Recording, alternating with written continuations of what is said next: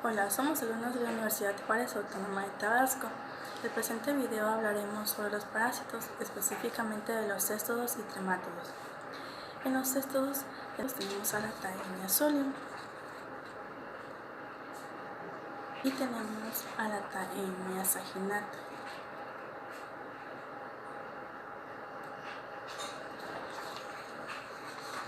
Las taenias son llamadas también solitarias porque siempre se encuentran en una sola. Estas fueron los primeros endoparásitos conocidos por el hombre. Son visibles a simple vista. Estos son gusanos metazoarios en forma de cinta aplanada, con simetría bilateral, sin cavidad celómica. Y sus órganos internos se encuentran entre tejido conectivo parenquimatoso. La mayoría de estos son hermafroditas con cuerpo segmentado, y salientes, microvellosidades o microtriquias, las cuales proporcionan al parásito una superficie de absorción y secreción mucho mayor. En su interior, estas se encuentran mitocondrias, vacuolas, cuerpos de inclusión, enzimas y proyecciones hacia el interior en donde está el citoplasma. Los céstodos se constituyen fundamentalmente por el escólex, que es la cabeza, el cuello y el estrobilo. Tienen proglótidos, que es en donde están los huevos. Como hemos dicho, son hermafroditas. Estos tienen órgano masculino, que son los testículos, con vías de vasos aferentes, y tienen aparato reproductor femenino, que es útero, vagina y ovario bilobular. El hombre es huésped definitivo, pero también puede ser huésped intermediario accidental en algunas formas larvarias, como lo es en el cisticerco de la Taenia solium. Voy a hablar del parásito Taenia solium. El Taenia solium es un cesto armado, ya que posee en el escólex insertados a la altura del róstelo una doble corona de ganchos chicos y grandes en número de 22 a 32. Miden 110 a 140 y 160 a 180 micras, respectivamente. Además, presenta 4 ventosas en forma de copa. El escólex mide 1 milímetro de diámetro y todo el parásito completo de 2 a 5 metros de longitud. Después del escólex sigue el cuello, que es corto de aproximadamente la mitad del grosor del escólex. Enseguida del cuello están los proglótidos inmaduros, maduros y graviados, que en número de 800 a 1000 forman la cadena estrobiliar. Los proglótidos graviados miden 1 centímetro de largo por 0.7 centímetros de ancho.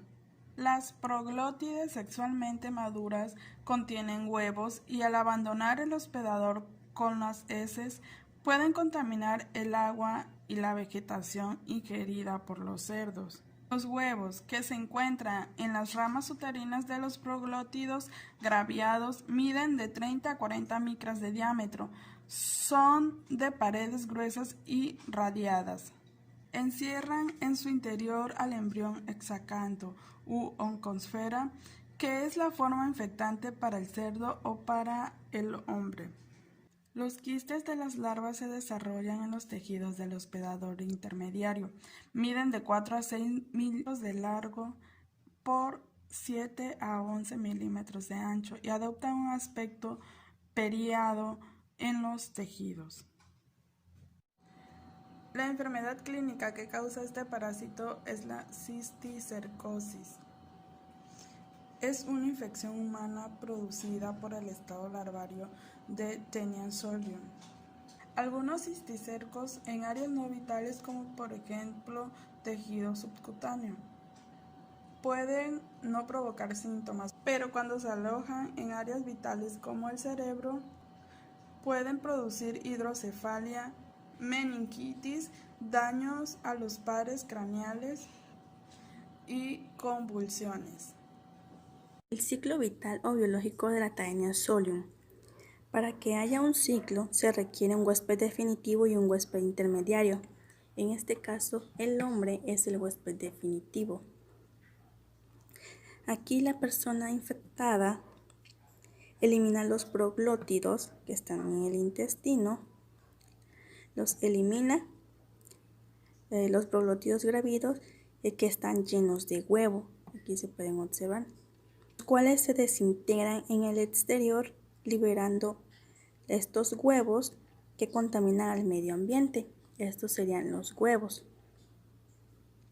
Una vez en el exterior, es fácilmente que los cerdos, que son el huésped intermediario, desarrollen lo que son cisticercos, que es la forma larvaria, los que se quedan atrapados principalmente en las masas musculares del cerdo. Una vez que esta persona ingiere esta carne que está contaminada con cisticercos, adquiere lo que es la Taenia solium, ya que estos cisticercos llegan al intestino a través de los alimentos ingeridos de la carne de cerdo, llegan al intestino humano. Estos se invaginan sacando su excólets, que es la cabeza, y se fijan en las vellosidades intestinales y se desarrolla hasta un estado adulto. Y así se repite nuevamente el ciclo biológico de la Taenia solium. Aquí se puede observar la Taenia solium ya adulta, que va a liberar los proglótidos nuevamente.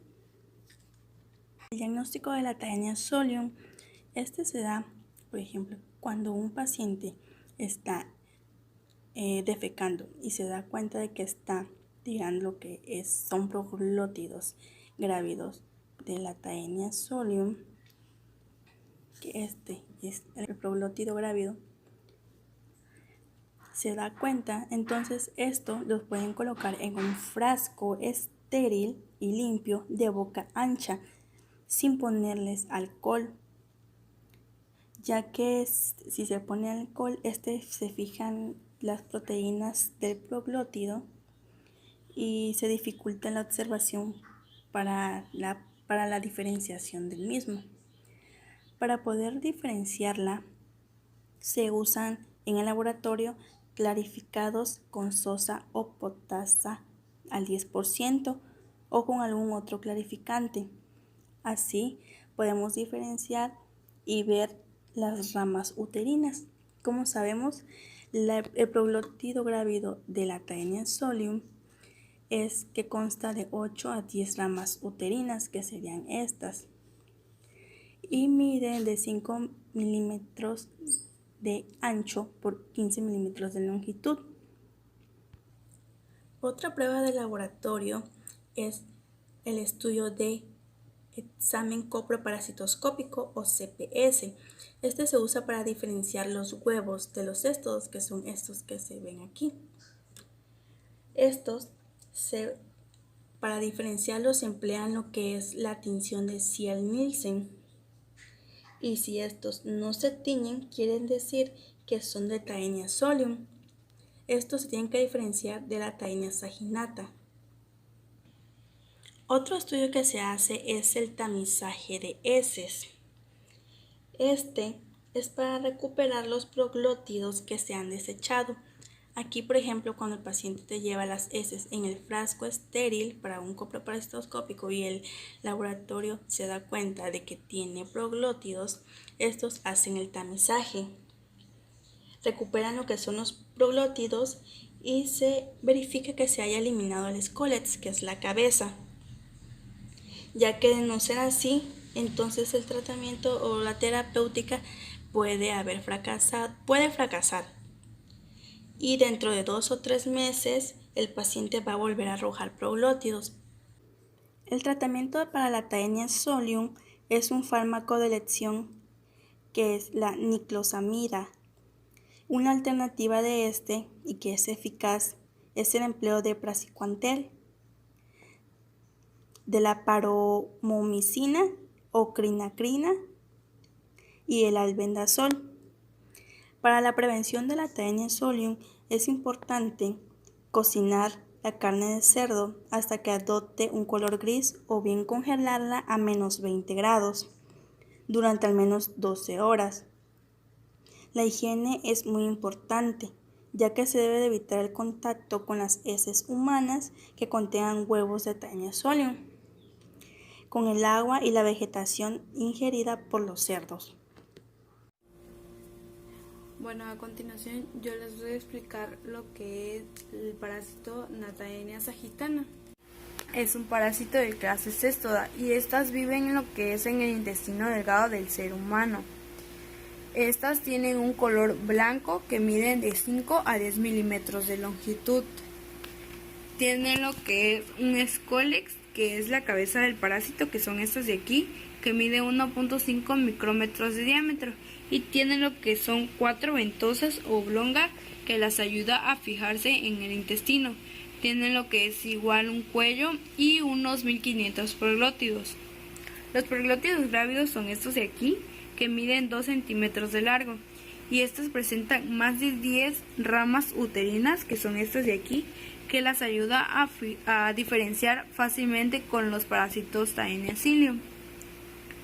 Todos los proglótidos grávidos de dicho parásito se desprenden fácilmente de la cadena estrobilar y estas reptan por el intestino como si fueran unos gusanos y pueden salir a través de lo que es el esfínter anal, ya sea que caigan en la ropa interior del paciente o que se deslicen por los muslos. Estos que vemos aquí son los huevos contenidos de los proglótidos grávidos en número de 80 a 100.000 y estos se eliminan varios a diario y se calcula que salen unos 700.000 huevos por día. En el gusano adulto puede parasitar el yeyuno y el intestino delgado del ser humano durante un periodo de hasta 25 años. En la enfermedad clínica, habitualmente los pacientes están asintomáticos o pueden presentar síntomas abdominales mal definidos, ingesta crónica y hasta dolor abdominal. Lógico de la Taenia saginata. Esta igualmente requiere un huésped definitivo y un huésped intermediario. El huésped definitivo es el hombre, igualmente que en la Taenia solium. Estos tienen aquí a lo que es la taenia. El humano desecha lo que es los proglótidos grávidos con los huevecillos. Los huevos caen y son los contaminantes en el ambiente. Aquí el huésped intermediario es la vaca o el bovino. Una persona ingiere la carne de la vaca, que los huevos se encuentran en las masas musculares igualmente. Estos los cocinan y por vía fecal oral la persona lo ingiere y pasa nuevamente, lo ingiere y desarrolla o adquiere lo que es a la Taenia saginata. Estos llegan al intestino humano, se invaginan sacando su escólex, que es la cabeza, se fijan las vellosidades intestinales y se desarrollan hasta lo que es el estado adulto, que es este del parásito. Pasa al intestino nuevamente y desecha los proglótidos grávidos y vuelve otra vez el ciclo biológico de la Taenia saginata. Para el diagnóstico de la Taenia saginata, igualmente el paciente tendría que llevar el proglótido que observa que está sacando al momento de defecar en un traste estéril y de boca ancha sin colocarle alcohol, para que se puedan fijar en el laboratorio y pueda ser clarificado con sosa o potasio al 10% o con algún otro clarificante, para que puedan verse las ramas uterinas del proglótido y diferenciarlas de la Taenia solium. La Taenia saginata, el proglótido que es este, tiene 14 y 20 ramas uterinas. Miden de 5 a 7 milímetros de ancho por 20 milímetros de longitud y es así como se diferencia de la Taenia solium, ya que la Taenia saginata tiene más ramas uterinas que la Taenia solium. Otro estudio que se puede hacer para saber sobre la taenia saginata es en un examen coproparasitoscópico, el CPS, para encontrar los huevos de los céstodos que se va a diferenciar.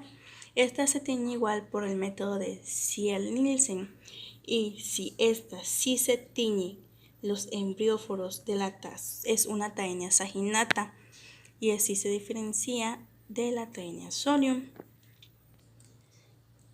Igual, el otro estudio que se hace es el tamizaje de heces, al igual que en la taenia solium, para cerciorarse y recuperar a los proglótidos que están en las heces que el paciente llevó para hacer la prueba en el laboratorio. Se tiene que verificar que se haya eliminado el escólex o la cabeza para que así no fracase la terapéutica, porque si no, en 2 a 3 meses vuelve a estar arrojando proglótidos grávidos. Es importante la diferenciación en el diagnóstico, la diferenciación de la taenia solium y la taenia saginata, ya que en la taenia solium da cisticercosis y en la taenia saginata no da cisticercosis. Por eso es la importancia de la diferenciación y se hacen los mismos métodos para ambas taenias. El tratamiento para la taenia saginata es el praziquantel, la niclosamida y el albendazol, ya que resultan altamente eficaces para eliminar al gusano adulto. La prevención para la taenia saginata es el modo idóneo para cocinar la carne vacuna, o sea, la carne de vaca, y el control de la eliminación de las deposiciones humanas, o sea, de las heces. Los tremátodos, al igual que los céstodos, son gusanos planos metazoarios. Tienen simetría bilateral, sin cavidad celómica.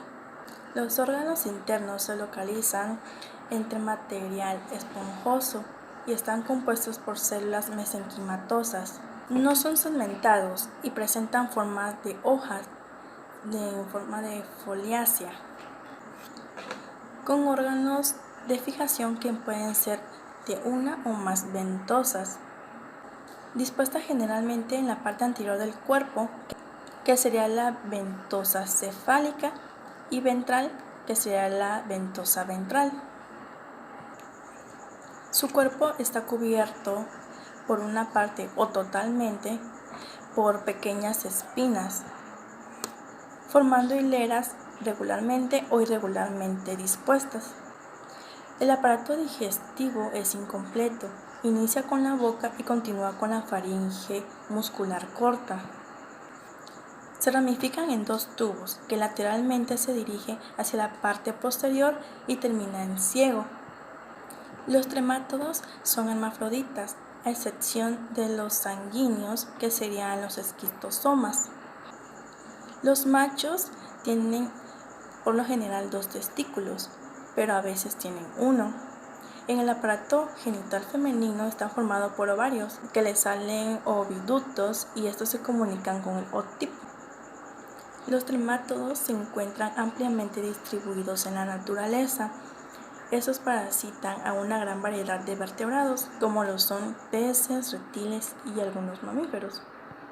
Cuando su evolución es directa, se dice que son monogenéticos, y cuando intervienen uno o más huéspedes intermediarios, se dicen que son digenéticos.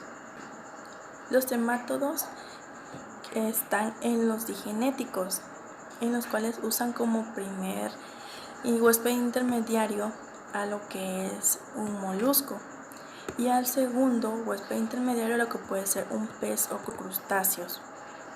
Dentro de los tremátodos abordaremos a las esquistosomas y a lo que es la fasciola.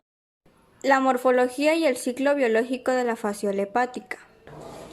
La fasciola hepática al estado adulto es un gusano plano foliáceo, no segmentado, carnoso, mide de 2 a 3.5 centímetros de largo por 1 a 1.0 centímetros de ancho. Su cuerpo está cubierto de espinas, aunque algunos ejemplares carecen de esta en el extremo posterior, el cual es redondeado. La porción anterior o cefálica, en su vértice presenta la ventosa cefálica o bucal, en cuyo fondo está la boca o inicio del aparato digestivo, el cual se continúa con la faringe bien desarrollada. Luego el esófago que se bifurca formando dos lados laterales, los cuales se dirigen hacia la porción lateral del cuerpo del gusano, para así terminar en ciegos intestinales. En la porción más amplia y anterior del cuerpo se localiza la ventosa central o acetábulo. El parásito presenta dos testículos muy ramificados, colocados hacia el tercer y segundo cuarto del cuerpo, en los cuales se forman espermatozoides flagelados. El útero es corto y sinuoso. Se abre al lado del conducto precirreal. Los diversos componentes del huevo se juntan en el segmento proximal del útero. Mi nombre es Bartolo Metelín Jiménez y vengo a exponerles y explicarles lo que son las infecciones clínicas que ocasiona la fasciola hepática. Bueno, la fasciola hepática es una larva o un parásito. Va denominada, depende de cómo la vean algunos y cómo la denominen. Bueno, esta se origina en el órgano del hígado y en el hígado causa irritación. Bueno, cuando este parásito es producido en los conductos biliares, la irritación mecánica y las secreciones tóxicas generan y producen hepatitis, también hiperplasia del epitelio, y esto ocasiona una obstrucción biliar porque está en el conducto biliar. Bueno, la sintomatología o los síntomas que se pueden presentar por esta larva o parásito pueden ser dolor abdominal, náuseas, vómito, fiebre. También puede ocasionar lo que es la anemia. Bueno, cuando este parásito atraviesa las áreas erosionadas de los conductos, invaden el hígado y esto produce lo que es focos necróticos, más conocidos como sarcoma hepática. Bueno, las infecciones graves y la invasión secundaria de bacterias, cuando esta larva está al mismo tiempo en el órgano del hígado, hay invasiones secundarias de alguna otra bacteria o se desarrolla alguna otra bacteria y junto con esta producen o resulta lo que es la cirrosis portal. La morfología de los estadios de la fasciola hepática son los siguientes. Empieza como un huevo emitido en las materias fecales del huésped definitivo. Aquí tiene su opérculo. De aquí pasa a un huevo maduro con el miracidio que está adentro. Tiene igual su opérculo, manchas oculares, cilios y células germinales. De aquí pasa a ser el miracidio con su vista exterior y su vista interna. Aquí tiene lo que son manchas oculares, tienen cilios, tienen células germinales y de aquí pasa a ser su otro estadio que es el esporocito. Esta tiene sus bolas germinativas de este lado, de este lado. De este estadio pasa a ser una redia de primera generación. Aquí ya tiene su boca que está aquí, tiene su intestino que es este y tiene cercarias inmaduras adentro. Luego pasa a ser una redia de segunda generación. Aquí tiene su boca, su intestino y aquí adentro están las cercarias inmaduras. De aquí pasa a ser una cercaria ginocéfala. Ya tiene su ventosa ventral, su ventosa oral, que es aquí. Tiene glándulas de penetración, que son estas. Y tiene intestino primitivo, que es este, y su cola. De esta pasa a ser su último estadio, que es el infectante en el humano, y pasa a ser una metacercaria. Esta metacercaria tiene su pared quística, que es esta de aquí, tiene una ventosa oral, que es esta, y tiene una ventosa ventral, que es esta de aquí. Ciclo biológico de la fasciola hepática. Aquí, el parásito adulto normalmente vive en el interior de los conductos biliares de los huéspedes definitivos, como lo son la vaca, el borrego o el humano. Dentro de los conductos biliares depositan sus huevos en cantidades limitadas, aproximadamente entre 300 por día. Son característicos ya que miden 130 a 150 micras de longitud por 60 a 90 de ancho.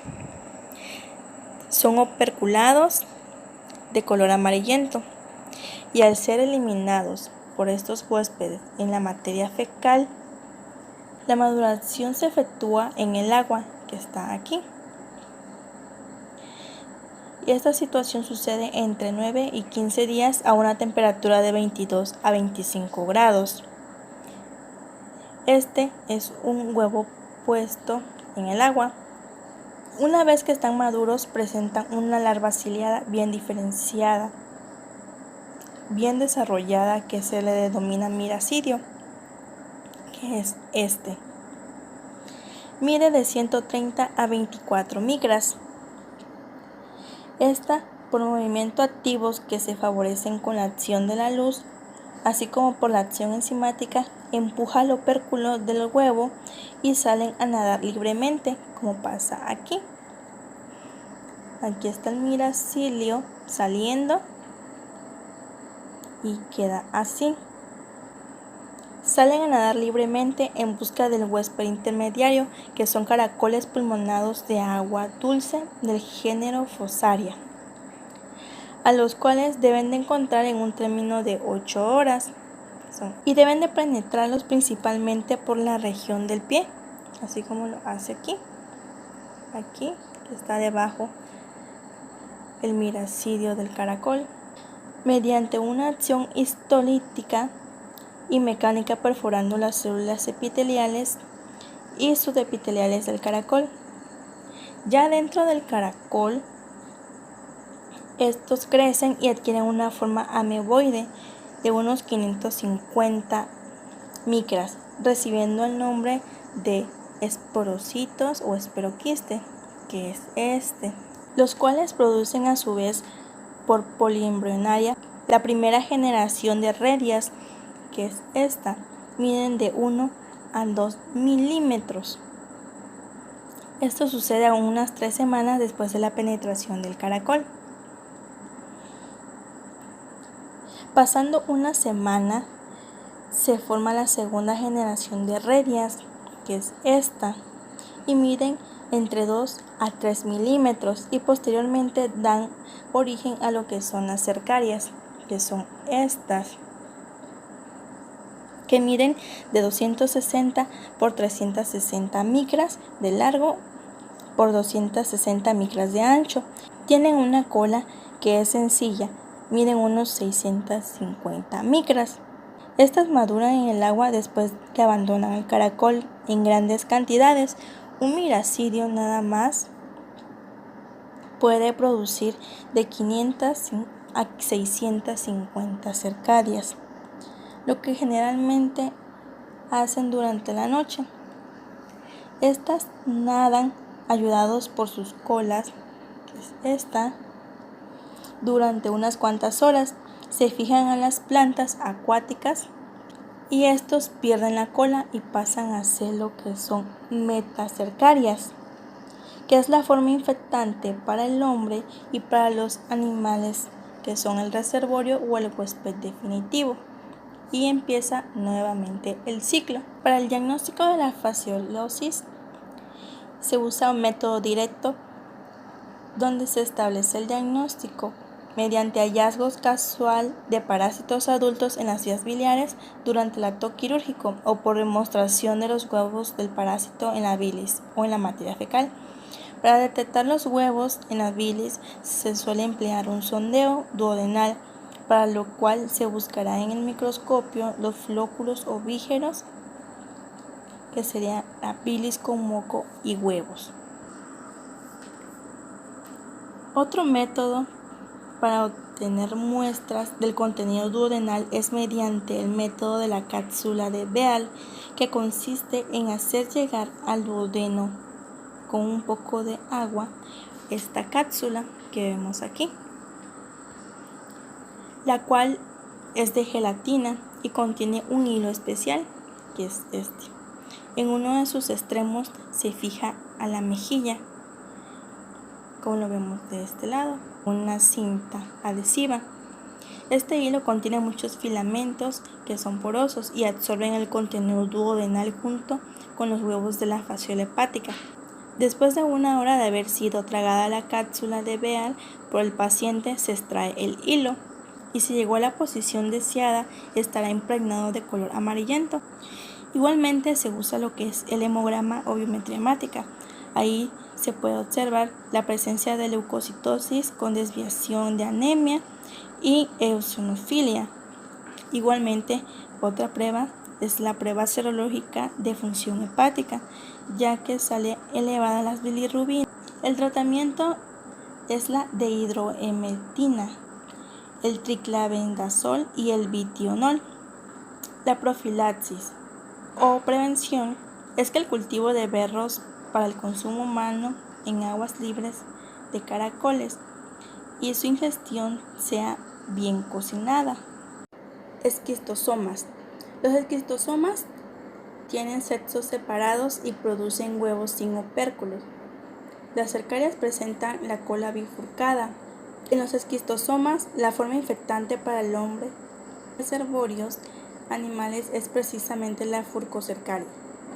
Existen 3 especies de esquistosomas y son esquistosomas manzoni, esquistosoma haematobium y esquistosomas japonicum. Esquistosomas manzoni es la única especie que se ha encontrado en países de América Latina, por lo que nos referiremos exclusivamente a este parásito. Bueno, yo les voy a hablar acerca del esquistosoma manzoni. Los gusanos miden de 6 a 10 milímetros de longitud los machos y las hembras de 7 a 15 milímetros de longitud. Los machos poseen de 6 a 9 testículos y la hembra se tiene su ovario localizado en la parte anterior del cuerpo. Una de sus características es que el útero es muy pequeño y por dicha razón solo caben unos cuantos huevos, los cuales son de color amarillo y tienen esta forma, en los cuales miden de 115 a 175 micras de longitud por 45 a 65 micras de diámetro y están maduros al salir con la materia fecal. La morfología de los estadios de los esquistosomas. Primero encontramos como huevo, luego se convierte en miracidio, luego se convierte en esporocitos de primera y de segunda generación, luego en cercarias o furcocercarias y luego en adulto con sexo femenino y masculino. El ciclo biológico de los esquistosomas. Estos salen del hospedadero definitivo, que sería el hombre, y saca lo que son los huevos. Estos huevos salen del huésped a través de las heces y la orina. Estos caen al agua y poco después eclosionan, dejando en libertad a lo que es el miracidio, que nada activamente para infectar a los caracoles pulmonados del género Biopalaria. Una vez que los caracoles son penetrados por el miracidio, se forman lo que son los esporoquistes, que son estos de primera generación, y en 5 a 7 semanas este esporoquiste segunda generación, las cuales se desarrollan dentro del caracol. Y finalmente las furcocercarias, cuyo cuerpo miden 180 a 200 micras, son estas, también llamadas cercarias, de ancho y varias paredes de glándulas presetabulares y posatabulares que les sirven para la penetración de la piel. del huésped. Este estadio es la forma infectante en el hombre. Se encuentran generalmente muy abundantes en las aguas infectadas. Una vez que penetra a la piel por vía hematógena, migran hacia el sistema porta intrahepático y se convierten en esquistosómulas que son transportadas para su maduración en el hígado. Se desarrollan hasta ser adultos, copulan, las hembras ponen huevos en las ramificaciones ileocólicas y cólicas de la vena mesentérica inferior, así como en las anastomosis de la circulación venosa y las ramificaciones bajas de la vena mesentérica. En estos lugares se acumulan los huevos. Algunos pasan a la luz intestinal, los cuales serán eliminados con las materias fecales, mientras que otros son arrastrados a la corriente sanguínea y atrapados en el parenquima hepático. Y aquí inicia nuevamente el ciclo. Para el diagnóstico se usa el método de coproparasitoscópicos, preferentemente de sedimentación, ya que los huevos de Schistosoma manzoni son grandes y pesados.